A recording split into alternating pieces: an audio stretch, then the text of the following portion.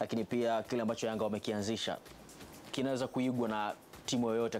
Akazungumza Musa Mkwaju kidogo, platform kubwa ambayo wamepewa na wakati mzuri ambao pia wamepewa.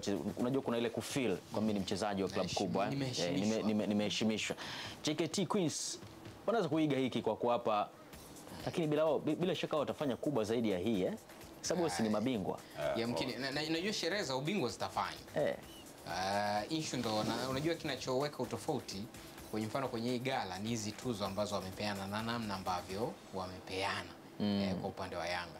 Na jana uliona pia kwa maana kwamba baadhi ya wachezaji wa timu za wanaume wa timu ya wanaume kina Butwari Bumsheri walikuwa pale. Kuna kitu ambacho kinajengeka na kuongezeka. Na kwa bahati nzuri ni kwamba siku za hivi karibuni umeona Yanga wamekuwa wakijaribu kutengeneza hiyo chemistry kwenye timu zao, kuanzia timu za vijana kuja timu za wanawake. Kuna nyakati ambazo tumemuona Stefan Kiaziz mara kwa mara ulikuwa ukimwona yeye na Arafat Haji sometimes wanawatembelea timu kwa makambini, hii timu ya taifa, timu ya kina dada.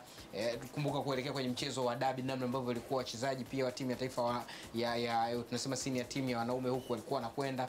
Kwa hiyo kuna kitu fulani ambacho naona kama vile Young Africans kuna chain of structure, yani kuna structure ambayo inatengeneza na chain tuseme ile kutengeneza ile ule muunganiko kutoka juu mpaka huko chini, na kwa ni kitu kizuri. Na hata kwa mtu ambaye anatazama kwa mfano hii michuano ya vijana, ukiona Yanga ya vijana namna ambavyo inacheza, yani huoni tofauti kubwa kwenye style yao play ukilinganisha na timu ya wakubwa, kiasi kwamba nikaanza kujiuliza kwamba pengine ni structure ambayo Young Africans wanataka kuitengeneza kuanzia top kuja mpaka huku chini. Na ndio maana tunaona kwamba hata aina mwalimu ambaye anamtafuta, by the way kulikuwa na Ali Shaban kama ambaye alikuwa sehemu ya benchi la ufundi, nafahamu natajwa kwamba anachukua lesson B kwa sababu tayari Ali ana lesson C Kwa kwenye lesson B sehemu ya vile yale mafunzo kwa vitendo, inatajwa kwamba amekwenda pale kwenye timu ya vijana ya Yanga ambayo inacheza kwenye ligi sasa hivi, anajaribu pia ku exercise kile ambacho anatakiwa kufanya. Kwa hiyo